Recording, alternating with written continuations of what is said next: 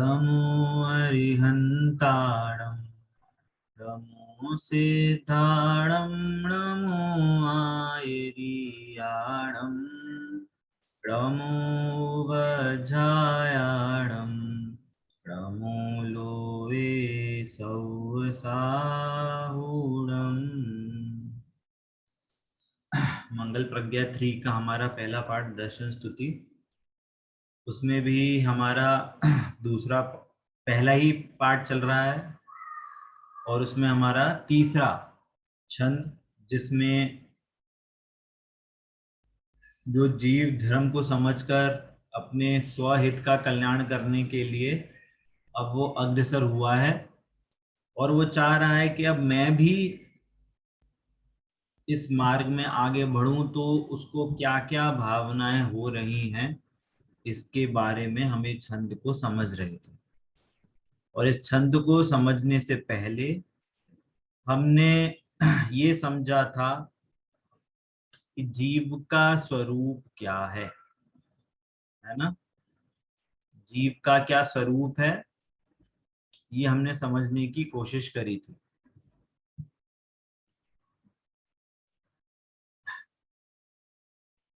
ये चार्ट जो मैंने लास्ट क्लास में समझाया था, इसको समझने में किसी को कोई प्रॉब्लम, कोई डाउट तो जरूर बताएं, क्योंकि ये क्लियर नहीं होगा तो हम आगे नहीं बढ़ पाएंगे। कोई भी छोटा से छोटा डाउट है, कोई भी बड़ा से बड़ा डाउट है, कोई नई चीज समझ में नहीं आई तो आप अभी बता दें।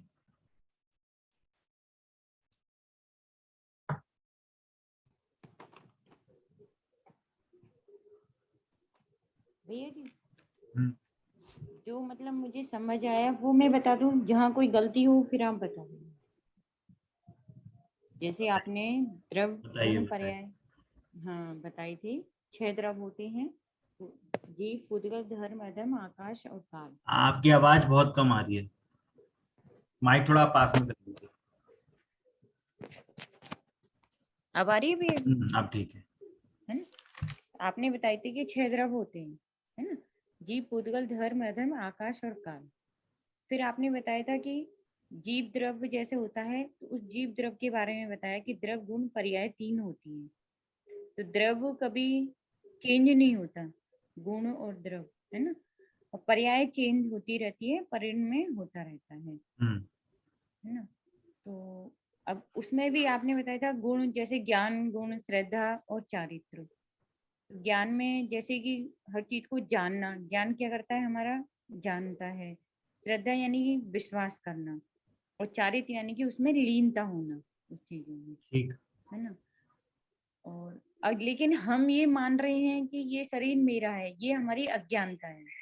क्योंकि शुरू से अब तक हम चाहे कुछ भी करते हैं, नाम हो गया हमारा कि हाँ मेरा नाम ये है ना। और ये विश्वास भी हो चुका है हमें कि शरीर ही है मेरा, आत्मा को अलग नहीं मान रहे हैं हम। और उसी में हम राग द्वेष कर रहे हैं और उसी को हम सुख मान रहे हैं कि ये हमने चीज, अच्छी चीजें मिल गई तो हमें उसमें सुख प्राप्त हो गया। लेकिन जब हमने धर्म ध्यान किया, शास्त्र पढ़े, वेद विज्ञान हुआ, तो हमें ये समझ में आया कि मैं एक शुद्ध आत्मा हूँ, शरीर ठीक। नहीं हूँ, मैं शुद्ध आत्मा हूँ। और और ये जब ज्ञान हो गया तो ये सम्यक ज्ञान हो गया अपना। और इन्हीं 7 तत्वों में यदि हमने श्रद्धान कर लिया और विश्वास हो गया, तो उसको सम्यक श्रद्धान कहते हैं, है ना। और उसी में हमने अपने आप को लीनता माना, यानी कि हम, जैसे भेद विज्ञान हुआ कि हाँ मैं शुद्ध आत्मा हूँ, और उस चीज को हम लीन हो गए कि हाँ अब मुझे अपनी आत्मा का ध्यान करना है और अपनी आत्मा को शुद्ध करना है। तो वो हो गया अपना सम्यक चारित्र। और इन तीनों चीजों में ही हमको सुख मिलता है, और ये शुद्ध पर्याय है, इसी से हम मोक्ष जा सकते हैं। ठीक है ठीक, भैया। बिल्कुल सही। हम्म।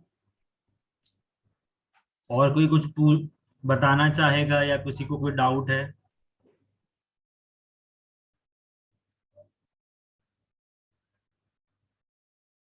सबको समझ में आ गया? ये बहुत इंपॉर्टेंट कंसेप्ट है। आई नो, बाकी लोगों का तो स्क्रीन ऑफ है तो मैं उनको तो कुछ नहीं कह पा रहा हूँ, ना वो रेस्पॉन्स दे रहे हैं, है ना। बट आपको ये समझना बहुत इम्पोर्टेंट है ना। तो अभी के लिए जो आपने बात कही वो बिल्कुल सही है, कि हमारा जब ये ज्ञान होता है ना, जब ये हमारा ज्ञान होता है तो ये चीज हमारा ज्ञान ये बोलता है कि मैं शरीर हूँ, विश्वास ऐसा बोलता है कि हाँ मैं मतलब ये विश्वास है मेरे को, हाँ मैं शरीर ही हूँ।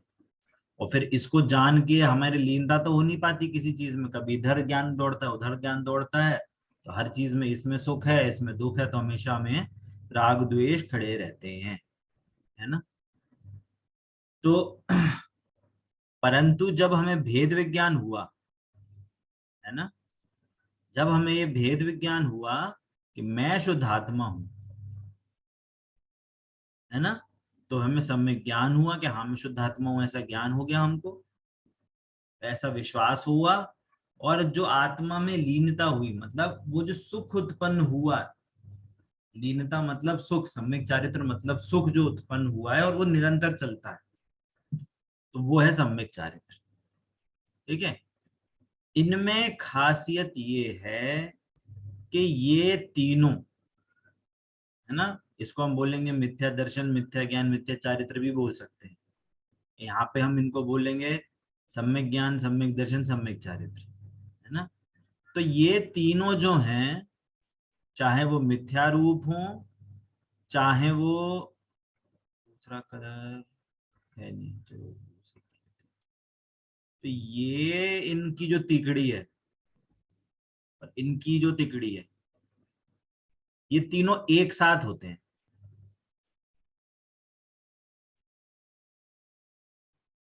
या तो मिथ्या दर्शन, मिथ्या ज्ञान, मिथ्या चारित्र एक साथ होंगे, या सम्यक दर्शन, सम्यक ज्ञान, सम्यक चारित्र एक साथ होंगे।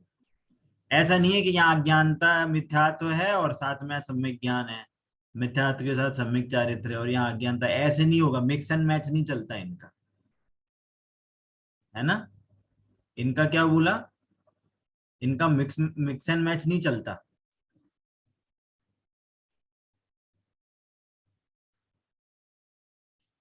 मिक्स मैच नहीं है इनमें, ये एक साथ होते हैं। जैसे तत्वार सूत्र में हमने पढ़ा है ना, सम्यक दर्शन ज्ञान चारित्राणी मोक्ष मार्ग है, तो तीनों की एकता मोक्ष मार्ग है। तो सम्यक दर्शन, सम्यक ज्ञान, सम्यक चारित्र एक साथ होते हैं, मिथ्या दर्शन, मिथ्या ज्ञान, मिथ्या चारित्र ये एक साथ होते हैं। ठीक है। तो जब हमें भेद विज्ञान होगा तो हमें सम्यक ज्ञान भी प्रकट होगा, हमें सम्यक दर्शन भी प्रकट होगा, सम्यक चारित्र भी प्रकट होगा, तीनों एक साथ प्रकट होगा। ठीक है, ये क्लियर हुआ सभी को। ठीक है। तो फिर हमने बाद में समझाया था कि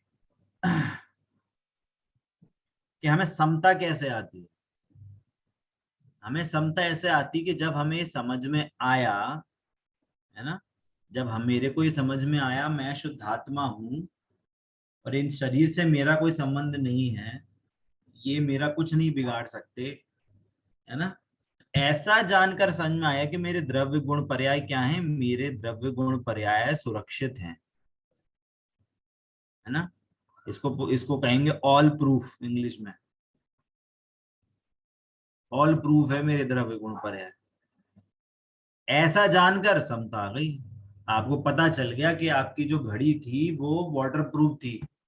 अब चाहे आप उसको नहाते हुए पहनो, चाहे आप पानी में डाल दो, चाहे आप बारिश में लेकर घूमो, कहीं भी घूमो, तो आपको क्या होगा, टेंशन फ्री रह सही, कोई भी टेंशन नहीं होगी उसके उसके अकॉर्डिंग, उसके स्वरूप को समझने के बाद।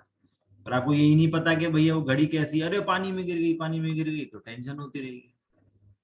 वैसे ही जब हमको ये पता चल गया कि मेरी मेरी द्रव्य गुण पर्याय क्या है, सुरक्षित है, तो ऑल प्रूफ है, तो इससे क्या आ गई, समता आ गई, कि मेरा बाहर से जितनी भी वस्तुएं हैं उनसे मेरे को कुछ नहीं हो सकता, ऐसे समता आती है। क्लियर हुआ। ठीक है। अब वापस से अपन चलते हैं चैप्टर की ओर। ठीक है। तो अब क्या बोला था यहाँ पे, कब समता उर में लाकर, है ना। अब वो जीव जिसने भेद विज्ञान कर लिया है, अब वो ऐसी भावना कर रहा है कि कब मैं अपनी समता मेरे ज्ञान में आए, मतलब कब मेरे को सम्यक दर्शन ज्ञान चारित प्रकट हो। और सम्यक ज्ञान दर्शन चारित प्रकट होने के बाद वो क्या बोल रहा है कि उसको प्रकट होने के पूर्व में लाकर का मतलब है कि वो मेरे ज्ञान में आए, ज्ञान में आए मतलब मेरे को वो प्रकट हो, है ना। सम्यक ज्ञान मेरे को, अब सम्यक ज्ञान की बात हो रही है। समता मतलब सम्यक ज्ञान भी कह सकते हो, समता मतलब सम्यक चारित्र भी कह सकते हो, है ना। दोनों ही चीजें कह सकते हो। वो अब एक की बात हुई है ना। समता को वैसे मुख्यतः सम्यक चारित्र से गिना जाता है। बात तो सम्यक चारित्र की हो रही है, पर सम्यक चारित्र की बात हो तो उसमें बाकी दोनों भी इंक्लूडेड समझना। सम्यक दर्शन भी इंक्लूडेड है, सम्यक ज्ञान भी इंक्लूडेड है ना। तो अब वो बोल रहे हैं कि कब मैं उसको प्राप्त करूं, वो भावना भा रहा है ऐसे कि मेरे को अब भावना हो रही है कब मैं उस समता को प्राप्त करूं। और क्या करूं प्राप्त, कि द्वादश अनुप्रेक्षा भाकर। अब ये अनुप्रेक्षा क्या चीज होती है? अनुप्रेक्षा बारे का बार मतलब होता है बार बार चिंतवन करना, करना। है ना। कोई भी चीज का हम बार बार यदि चिंतवन करें तो वो होता है अनुप्रेक्षा, है ना। और ये अनुप्रेक्षा क्यों होती है, क्यों भाई जाती है, या इसका चिंतवन करने को क्यों बोला जाता है ना। इसको अपन वापस से उस पे लेते हैं।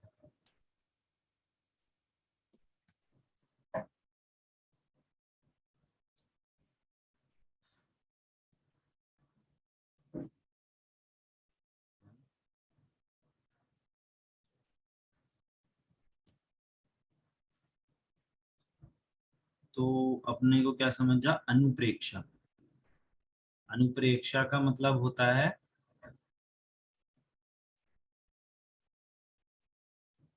बार बार चिंतवन करना, है ना। तो जो 12 भावनाएं जो बात करी गई है वो 12 टॉपिक्स हैं, मतलब ऐसे डिवाइड करा है भावनाओं को कि हम जनरली 12 भावनाएं बात करते हैं। तो इसका मतलब क्या है, बार बार चिंतवन क्यों करना है? क्वेश्चन रेज होगा ना, क्यों करना है? इसलिए करना है कि ये जो 12 भावनाएं होती हैं, ये ये होती हैं वैराग्य की जननी।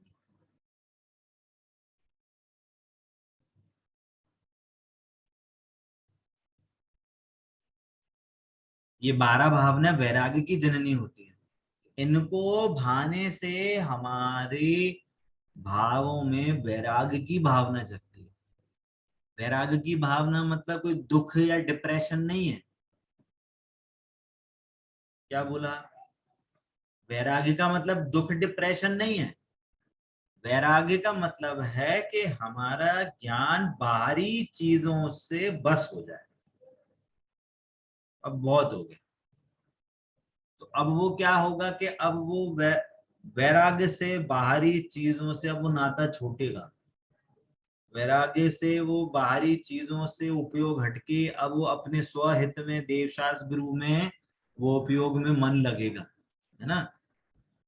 वो होती है अनुप्रेक्षा, है ना। तो जो वैराग्य किससे करा रहे हैं, है ना। वैराग्य किससे?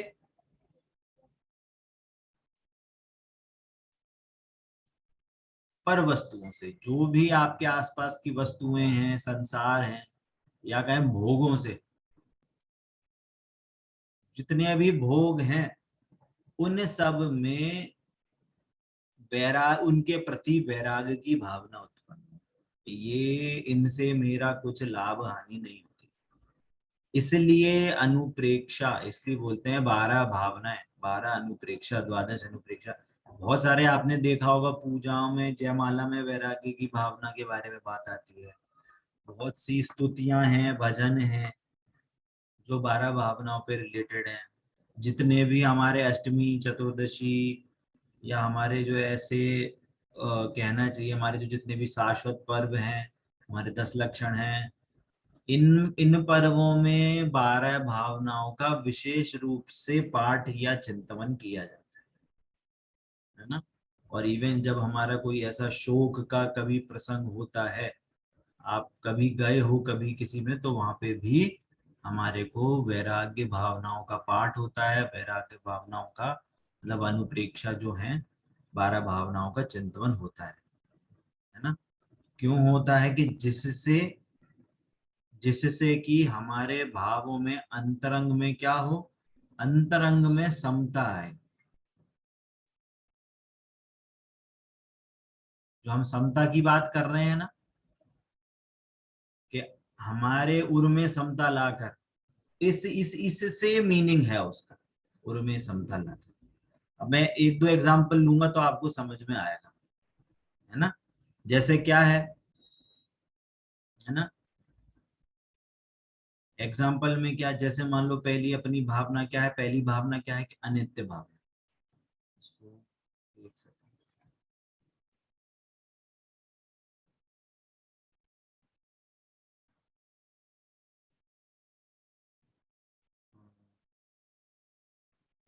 पहली भावना क्या है, अनित्य अनित्य भावना। भावना। अनित्य भावना में क्या है, राजा राणा छत्रपति छत्रपति हाथ इनके असवार, मरना मरना सबको एक सबको दिन एक अपने। दिन अपने तो अपने। इसमें ये नहीं बोल रहे कि सबको मरना है, हम भी मर जाएंगे, अरे भैया टेंशन हो जाए आदमी। कहने का मीनिंग क्या है कि हर वस्तु, कोई भी वस्तु हो, चाहे वो पौद्गलिक हो, चाहे वो उपाधि हो, है ना, चाहे 6 खंड का राज हो, चाहे समव शरण हो, घर हो, माता पिता हो, पत्नी बच्चे हो, कुछ भी हो, हर वस्तु नश्वर है। या कहीं नश्वर है मतलब उसका अंत सहित है।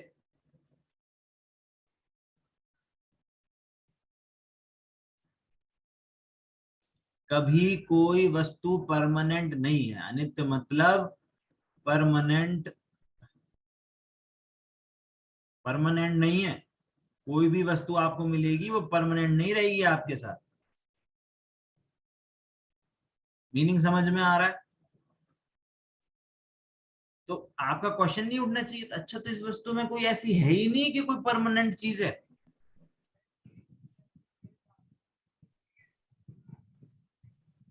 कोई क्वेश्चन नहीं उठेगा आपका कि हाँ ये परमानेंट चीज है, या ऐसी कोई वस्तु नहीं परमानेंट, तो भैया हम फिर किसका आश्रय लें, किसके पास जाएं। तो बोलते हैं हाँ, दो चीजें परमानेंट तो जीव द्रव्य, हैं, जीव द्रव्य प्रमाण। दो चीजें परमानेंट है। ए के एक तो ये जो जिन धर्म है ना,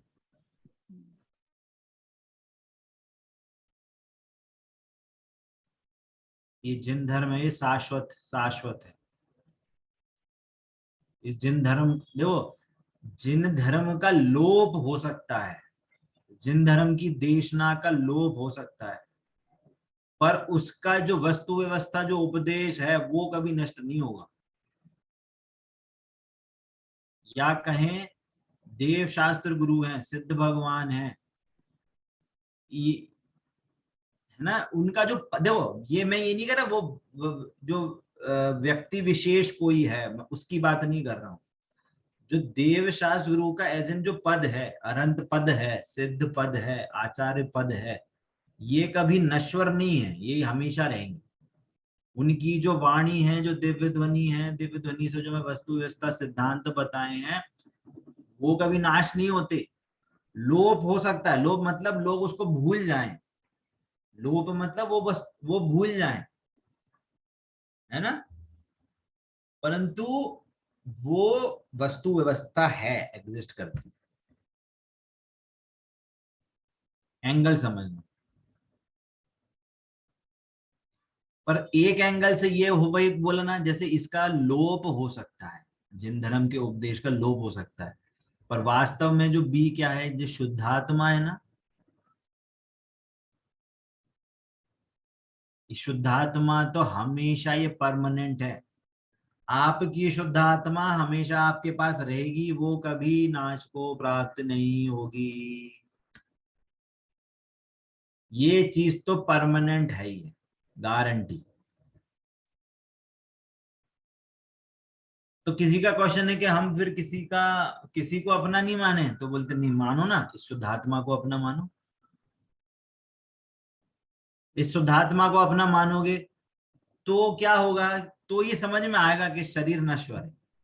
ये मेरे को पद मिला है माता पिता का, भाई बहन का, है ना, बेटा बेटी का, ये नश्वर है। मेरे मम्मी पापा का भी, ये भी उनके भी शरीर है, वो भी नश्वर है।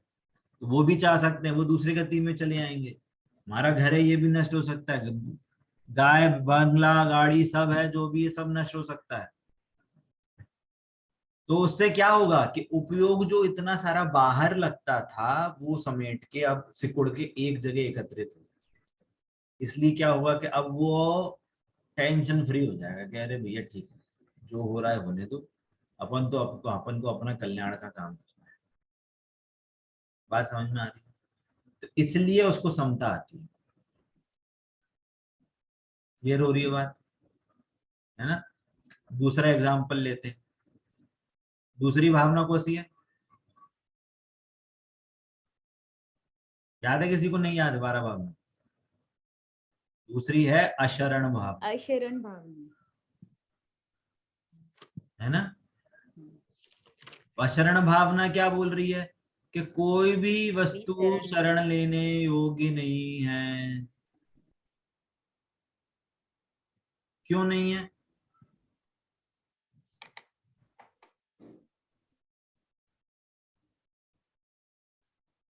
कोई बता सकता है कोई वस्तु शरण लेने योग्य नहीं है?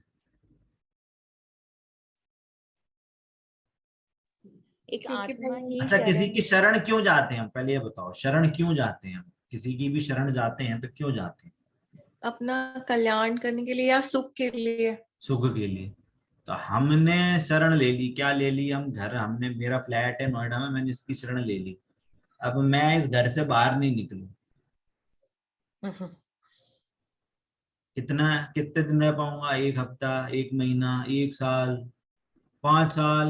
नहीं रह, घर के अंदर ही तो तो रहेंगे। एक एक कमरे, एक फ्लैट में बंद होके रह सकते हो आप? नहीं नहीं। होके रह सकते। शरण लेने योग्य नहीं है। मम्मी पापा है वो भी नश्वर है, उनके शरण लोगे उनको पता नहीं है वो कब चले जाए। तो फिर अब क्वेश्चन उठेगा कि शरण लेने योग्य वस्तु है कोई? बोलते हैं हाँ, जिन धर्म, सेम। जिन धर्म और जिन धर्म है शरण लेने योग्य। और वास्तव में जिन धर्म भी किसको बोलता है शरण लेने के लिए? कि तुम शुद्धात्मा हो, तुम शुद्धात्मा अपनी हो। शुद्धात्मा की शरण में जाओ।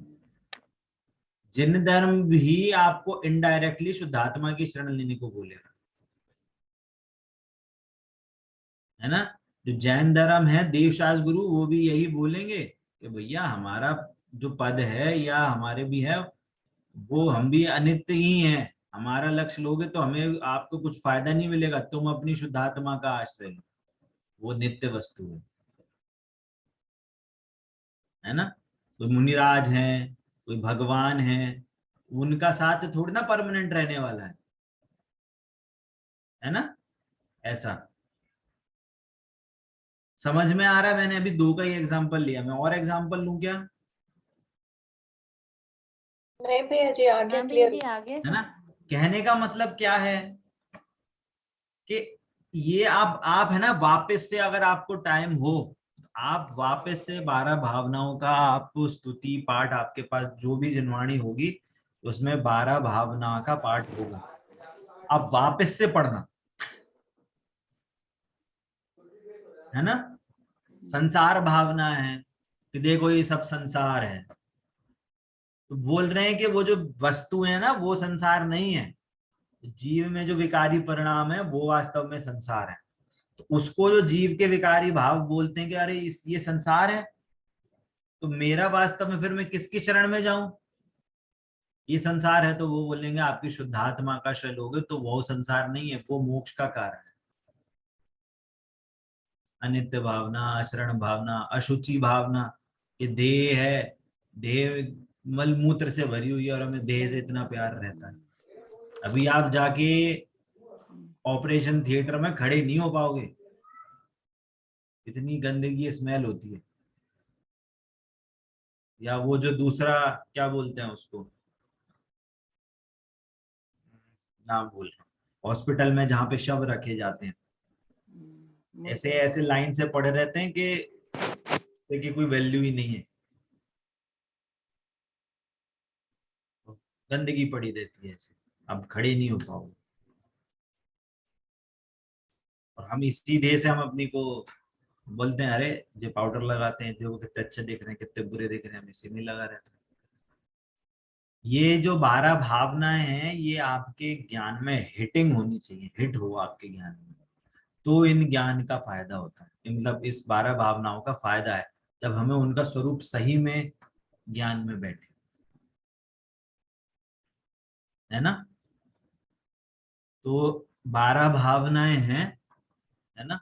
इसका नाम क्या है ना, इन सब की डिटेल में आपको मैं शेयर करूंगा, या कभी हमारे पाठ आदि में कभी 12 भावनाओं की चर्चा आगे आएगी तो हम वहां पे हम इसकी डिटेल चर्चा करेंगे, है ना। अभी मैंने आपको दो ही एंगल से हमने इसको आपको समझाया है, ठीक है।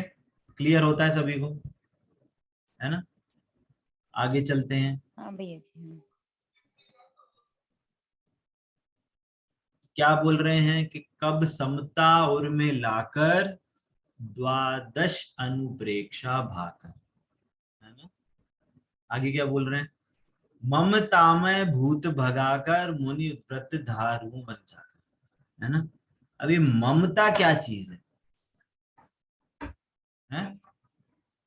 ममता क्या चीज है?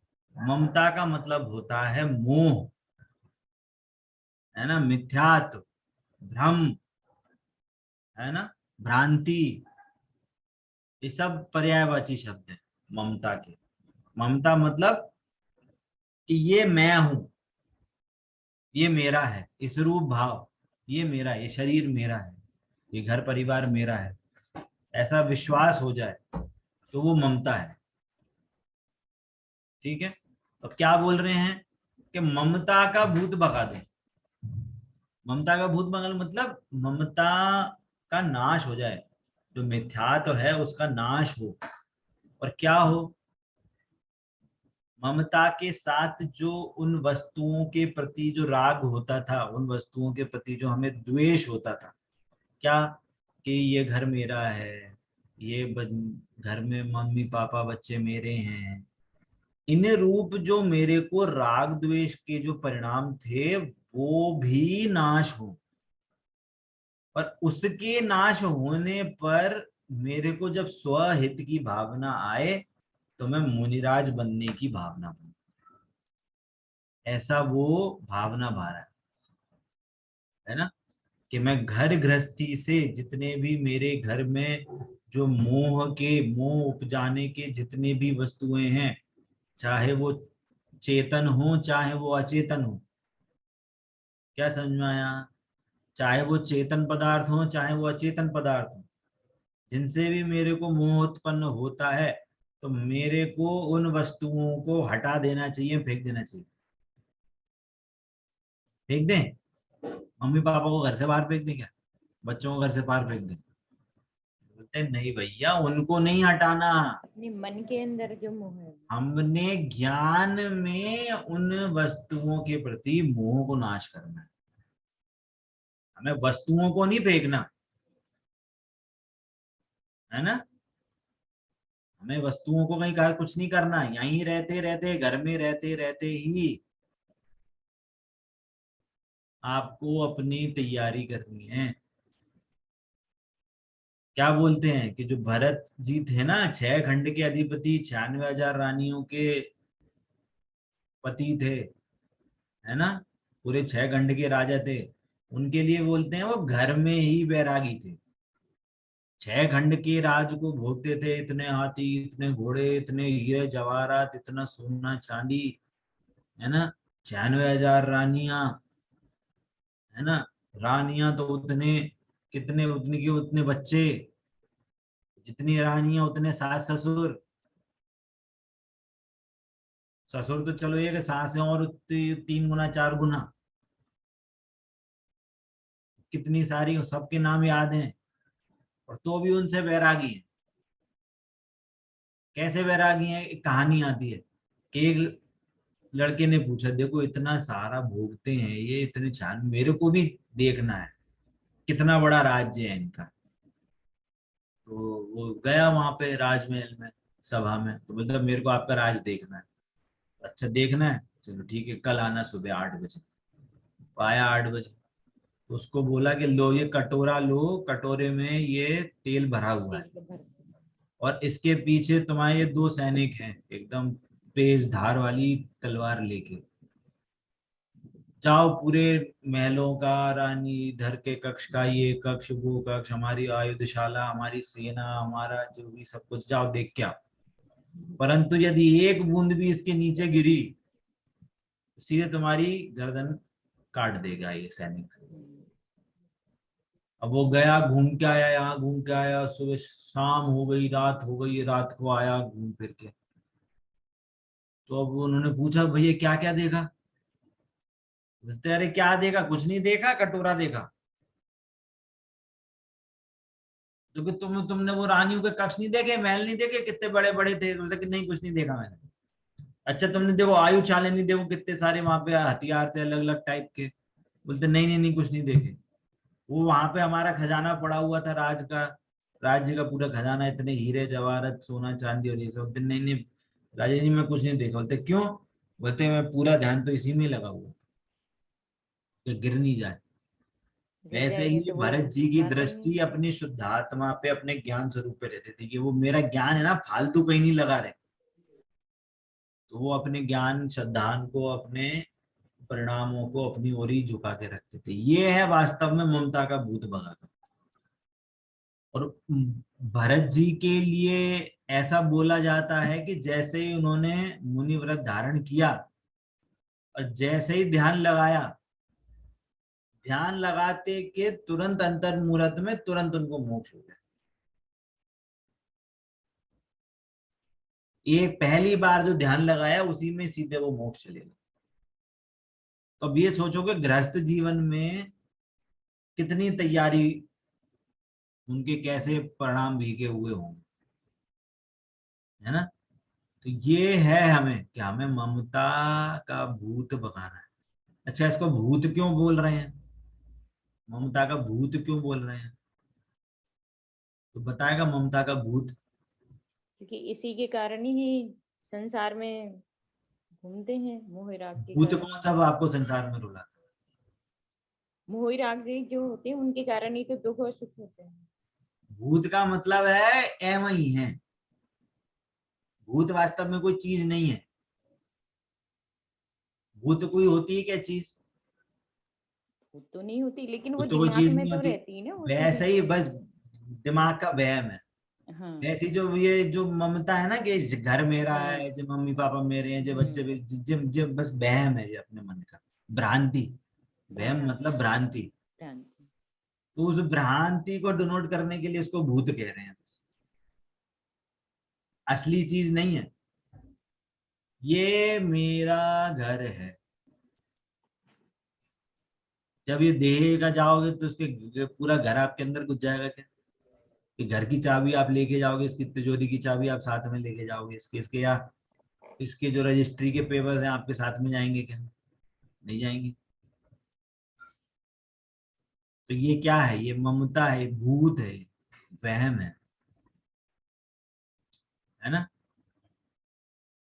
और मुनिव्रत धारू मन जाकर, है ना? अब इस पे थोड़ी सी चर्चा करनी है ना? इससे पहले क्या बोला हमने?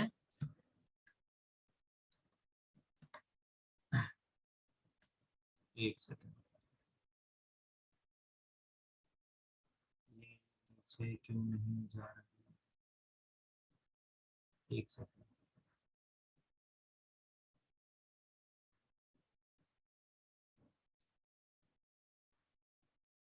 ठीक है। तो हमने क्या चीज समझी? एक तो ये समझी ममता,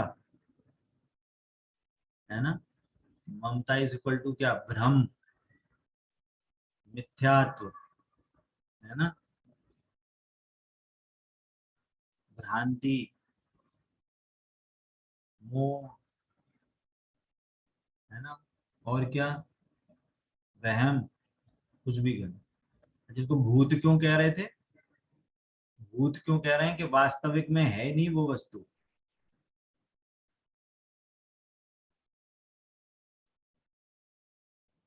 जो हम अपनी भ्रांति मानी हुई है हमने, जो हमने भ्रांति मानी हुई है, वास्तव में है क्या, नहीं है, इसलिए इसको भूत कह रहे हैं, है ना।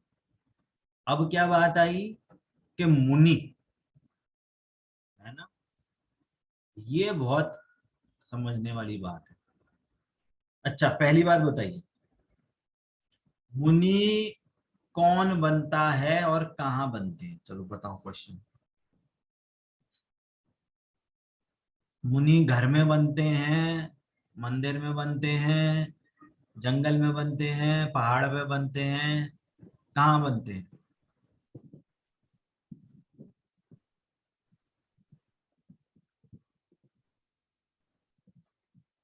और कौन बनता है?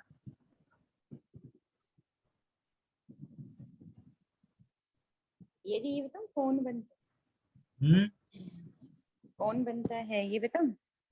कि जिसने वेद विज्ञान कर लिया हो और जो अपने आत्मा को पहचान लेता है और वेद विज्ञान हो गया, तो वो अब मुनि बनना चाहता है कि हाँ। मैं आगे मोक्ष प्राप्त करूं, है ना। कहाँ बनते हैं मुनि? वैसे तो देखो, अपने मन के अंदर सब कुछ वैराग्यपना आ जाता है उनके बनने को, मैं तो पूछ रहा भैया हूँ जी कहाँ जो बनते हैं, घर में बनते हैं, जंगल में बनते हैं, तीर्थ क्षेत्र में बनते हैं, जंगल में जाके, तीर्थ कहाँ जानते क्षेत्रों हैं? पे जैसे प्रोग्राम होता है वहां देखा है भैया जी मैंने। हाँ। अब इसका पता है क्या सही आंसर है? पहली बात, मुनि, शरीर मुनि नहीं बनता। वो आत्मा के अंदर वैराग्यपन है। नहीं, ये बहुत इंपॉर्टेंट बात है समझने के लिए। शरीर मुनि नहीं बनता। अगर शरीर मुनि बने तो जितने तो भी हर कोई जानवर बन हैं जाता सब है। सारे मुनि कहलाएंगे। हम्म। सब नग्न दिगंबर है। गाय मुनि है क्या? कुत्ता मुनि है क्या? देखो, मुनि धर्म की हम वो नहीं कर रहे, अब उसका हम्म। अपमान नहीं कर रहे, हम ये समझ रहे हैं कि मुनि कौन बनता है, हाँ भैया जी, मुनिपना जैसे कहाँ अदर में भी उत्पन्न होते होता हैं, अदर में भी नग्न मान है ना। लेते हैं, तो वो उनको कोई मुनि दूसरे थोड़ी भी, दूसरे बोलेगा। धर्मों में नागा बाबा होते हैं, तो वो हम्म। मुनि है क्या? हाँ, वो मुनि नहीं है, खाली मुनि है। कपड़े उतारने से मुनि इसका नहीं मतलब क्या है कि शरीर से जो नहीं। नग्नता है, ये वास्तव में मुनिपना नहीं है। मन के अंदर अब वेदना। देखना, ये हमें थोड़ी सी, हमें वोकैबलरी चेंज करनी पड़ेगी। ज्ञान मुनि बनता है। हम मन में, जब भी हम मन इससे सुनते हैं ना, मन हमें लगता है कि जिस शरीर, मन, मन से हमें हमेशा कनेक्ट करेंगे तो हमेशा शरीर कनेक्ट होता है, आत्मा कनेक्ट नहीं होती। तो हमें थोड़ी सी वो अपनी वोकैबलरी चेंज करनी है। ये ज्ञान मुनि बनता है। कौन सा ज्ञान? जिसके, जिसको भेद विज्ञान हो, जिसको भेद विज्ञान हो, जिसके, जिसके पास वैराग्य हो, जिसको अपना स्वहित करना हो, अपना कल्याण करना हो, वास्तविक कल्याण, वो ज्ञान मुनि बनता है। ज्ञान, आत्मा में जो वर्किंग वर्किंग अथॉरिटी जो है ना किसी के पास, कुछ निर्णय करने की, कुछ कोई चीज डिसाइड करने की, वो सब सारी चीजें, अथॉरिटी ज्ञान के पास है। श्रद्धा डिसाइड नहीं करती कि मैं मुनि बनूं कि नहीं बनूं। ज्ञान डिसाइड करना है मेरे को मुनि बनना है, तो श्रद्धा भी अहम करती है उसको, चारित्र भी उसको फॉलो करता है, श्रद्धा भी उसको फॉलो करती है। समझ में आ रहा है? ज्ञान में अब जो जो ज्ञान, जो शुद्धात्मा अपने को शुद्धात्मा जान रहा है, भेद विज्ञान कर रहा है, वो वास्तव में बुद्धि बन रहा है। अब इसी के ऊपर अगेन क्वेश्चन, 28 मूल गुण कौन धारण करता है? शरीर के आत्मा। आत्मा। हाँ, ज्ञान ही अब मूल गुण धारण करता है। ज्ञान में मूल गुण धारण होते हैं, शरीर नहीं धारण करता। शरीर नहीं धारण करता मूल गुण, ज्ञान धारण करता है। ज्ञान में उन सब का निर्णय होता है, वस्तु स्वरूप का निर्णय होता है। तो वास्तव में जो मुनि है ना, मुनि, ये तो मैंने सबको इंक्लूड कर दिया, वैराग्य ये सब। वास्तव में मुनि का मतलब होता है वो सम्यक ज्ञान, या जो कहें ज्ञान प्लस जो अंतर में जो वीतरागता है, जिसको हम वैराग्य कह रहे हैं, वैराग्य है ना, जिसको हम ये वैराग्य कह रहे हैं, है ना, जो जो तो भेद विज्ञान को कनेक्ट करेंगे ज्ञान से, और जो ये वैराग्य बोल रहे हैं, वैराग्य को कनेक्ट करेंगे वीतरागता से।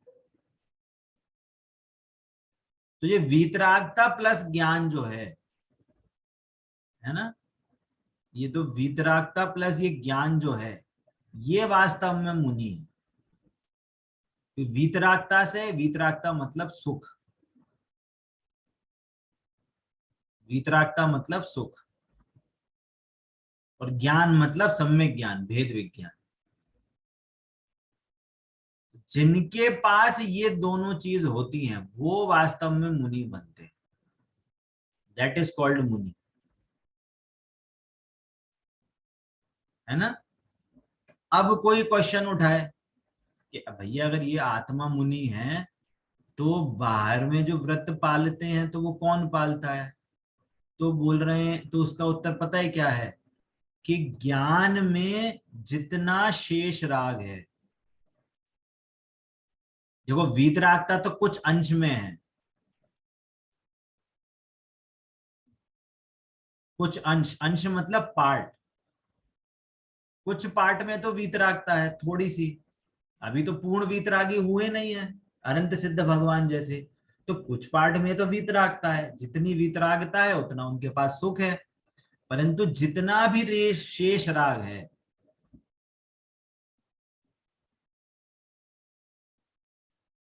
ना, शेष जितना राग बचा है ना, उसमें वो अशुभ में नहीं जाते।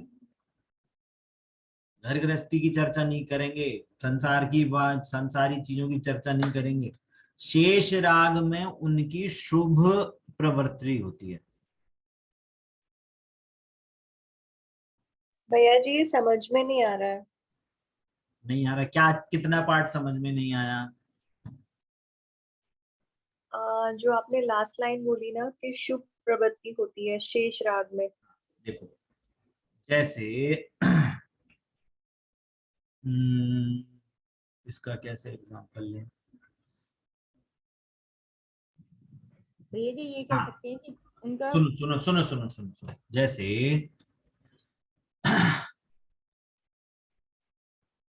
आपको मान लो बुखार हुआ, है ना, बुखार हुआ, कितना बुखार हुआ कि 104 डिग्री बुखार।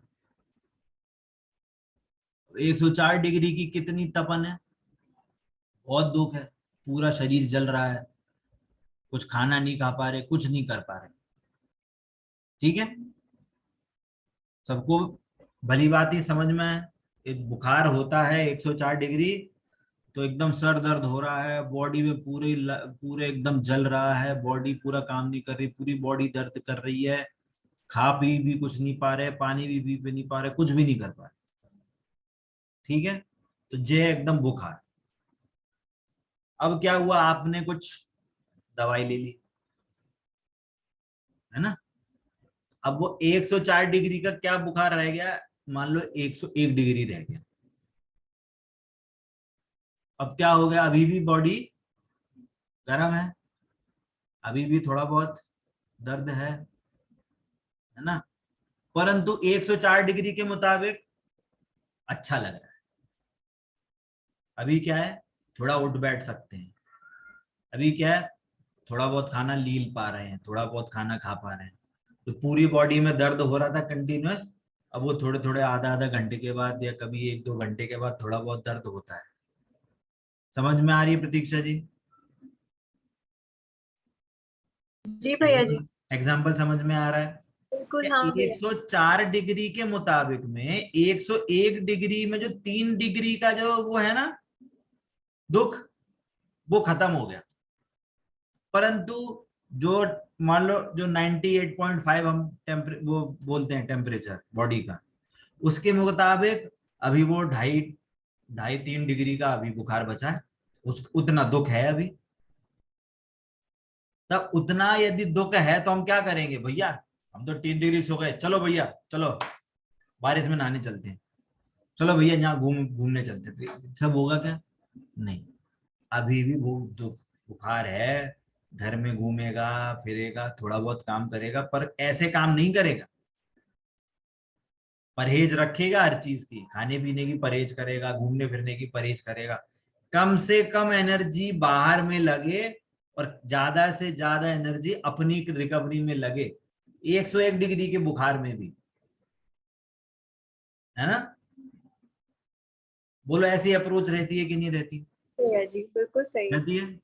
हाँ। वैसे ही कोई जीव मुनि बना, वो मुनि कैसे बना कि ज्ञान में उसको भेद विज्ञान था, उसको शरीर और आत्मा का भेद विज्ञान हो गया, और जो भेद विज्ञान हुआ तो उसके चारित्र में, जो चारित्र की जो पर्याय थी उसमें कुछ अंश में वीतरागता प्रकट हुई। वीतरागता प्रकट हुई मतलब सुख प्रकट हुआ,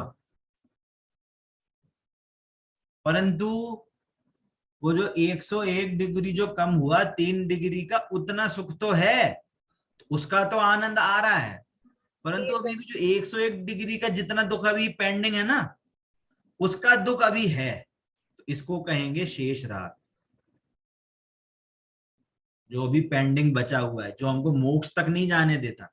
मतलब हमारी बॉडी का जो आइडियल टेम्परेचर है वो अचीव नहीं हो पा रहा अभी हमारा, तो अभी हमें भी अभी थोड़ा सा बुखार है। वैसे ही जो शेष राग है, मतलब हमें मोक्ष नहीं हो पा रहा, मुनिराज को अभी इतना थोड़ा सा राग बचा है जिसके कारण से मोक्ष नहीं हो पा रहा, तो जितना राग रहेगा उतने राग, राग मतलब उतने जितने भी परिणाम होंगे, उनकी जितनी भी प्रवृत्ति होगी वो शुभ प्रवृत्ति होगी।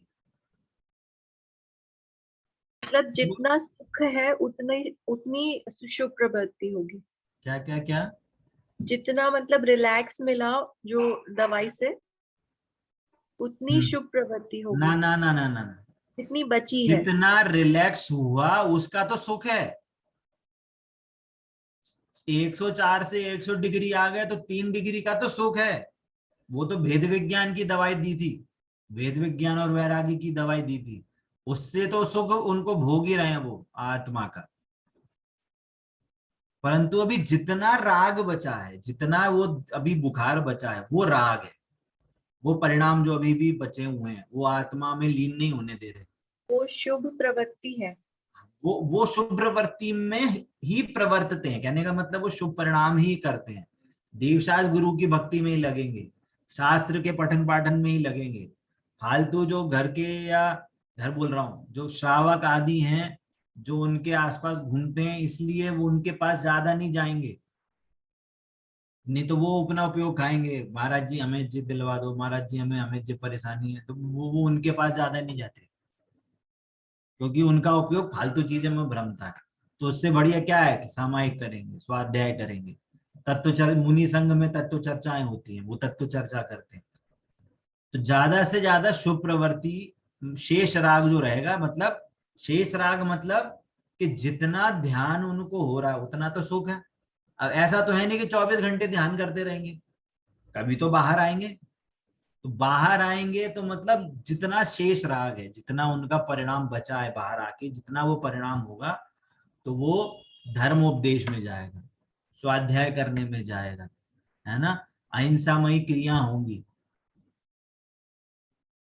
क्लियर होती है बात? तो वो प्रवृत्ति शुभ प्रवृत्ति होती है। इसी ही प्रवृत्ति को 28 मूल गुण कहते हैं। क्या बोला? जितनी देर आत्मा में लीन है तो वो तो लीन है, अच्छी बात है, वो तो सुख का अनुभव कर रहे हैं। पर जब सुख का अनुभव नहीं कर रहे, है ना, वो परिणाम उनको सुख अपने आत्मा में लीन नहीं हो पा रहा, उस काम में उस टाइम पे क्या होगी कि शुभ प्रवृत्ति होगी। उस शुभ प्रवृत्ति का नाम है 28 मूल गुण। तो जीव में वो 28 मूल गुण के परिणाम होते हैं। अब जब तक शरीर है, जैसा शरीर का परिणाम होता है वैसा वैसा निमित्त रूप से शरीर की वैसी वैसी क्रियाएं देखी जाती हैं। इसलिए कहते हैं कि नग्न दिगंबर काया से भी प्रकट हो रहा अंतर्मन, कि बाहर में उनकी जो क्रिया हो रही है उनसे उनका अंतर्मन प्रकट हो रहा है। उनको अब बाहर में वैरागी ही वैरागी है, बाहर की चीजों से अब वो ज्यादा मोह माया नहीं करते, मोह मतलब ममता नहीं करते, हर चीज में समता भाव रखते हैं,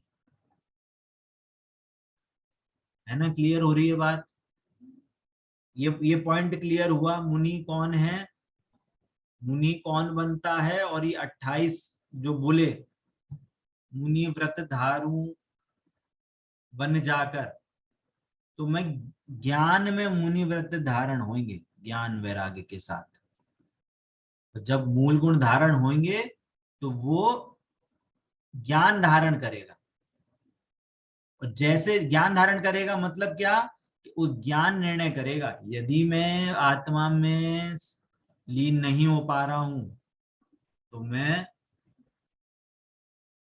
धर्मोपदेश बाहर आऊंगा, और श्रावक आदि मेरे सामने तो धर्मोपदेश दूंगा, फालतू की इधर उधर की चर्चा नहीं होंगी। तो ज्ञान निर्णय करता है। अगर संघ में है तो संघ में चर्चा करेंगे, संघ में स्वाध्याय करेंगे, है ना, क्या बोलते हैं, समिति में हितमित प्रिय वचन बोलेंगे, है ना। गुप्त रहते हैं, जरूरी नहीं है वो हर, देखो मुनिराजों की जो क्रिया है ना वो हार्ड एंड फास्ट नहीं होती, रिलैक्स वे में होती है। वचन गुप्ती है, उन्होंने वचन गुप्ती है, अब जरूरी नहीं है वो तुम्हारे सामने बैठे हो तो बोले ही बोले।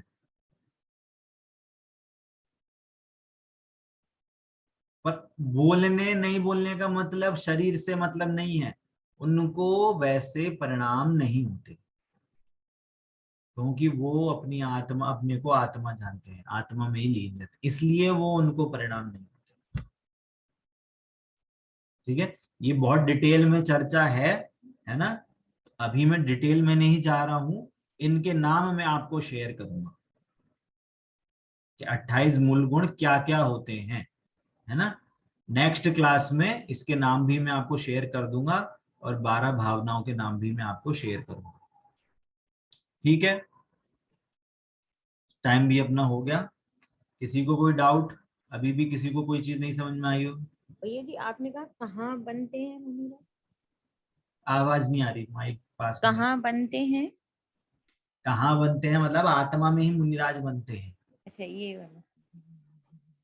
मतलब कहने का मतलब ये है कि हम जनरली हमारे माइंड में क्या होता है कि मुनिराज मतलब वन जंगल तीर्थ क्षेत्र, वो तो शरीर सापेक्ष स्थान सापेक्ष कथन है भैया। धारण जहां हो जाए वही तीर्थ क्षेत्र है।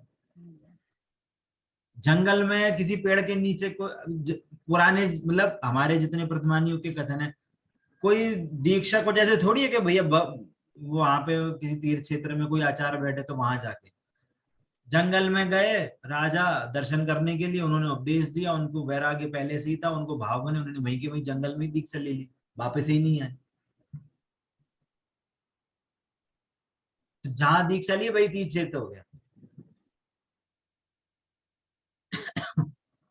वो तो क्या है कि आजकल का काल ऐसा है ना, पंचम काल है, गिरता हुआ काल है, तो हर जगह वैसी व्यवस्था नहीं है, इसलिए तीर्थ क्षेत्र होते हैं या ऐसे हमारे मंदिर आदि जहाँ पे प्रांगण होते हैं, जहाँ पे ऐसी व्यवस्था हो पाती है, तो वहां पे वो सारी क्रियाएं होती हैं, है ना।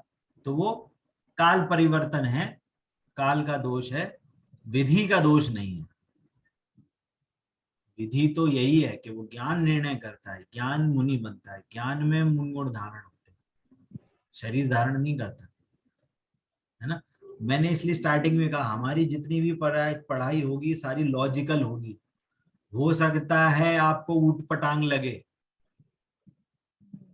कि ये क्या पढ़ा रहे हैं, इसलिए थोड़ा सा धैर्य से समझना कि बात क्या चल रही है। वो बात अगर आपको लॉजिकल समझ में आए तो ठीक है, नहीं आए तो वापस पूछना, आप काउंटर क्वेश्चन कर सकते हो, कोई मनाही नहीं है ना। काउंटर क्वेश्चन करने में कोई मनाही नहीं है, आप 10 बार क्वेश्चन करोगे 10 बार आंसर मिलेगा। ठीक है प्रतीक्षा जी, आपका डाउट क्लियर हुआ? भैया जी, जी भैया जी, पूरी तरह क्लियर हो गया। चलिए बढ़िया, ठीक है, अभी अपनी क्लास यहीं पे समाप्त करते हैं, आगे चर्चा करेंगे। ठीक है। जिनवाणी के ज्ञान से सूझे लोकालोक, सुवाणी मस्तक नम सदा लेत हूँ तो। बोलिए द्वादशान में जिनवाणी माता की जय हो, जय हो, जय हो। अहिंसामय जैन धर्म की जय हो, जय हो, जय जनीन सभी जय को। जिनेन्द्र भैया जी, जय जिनेन्द्र। जय जिनेन्द्र भैया जी, जय जिनेन्द्र सभी को।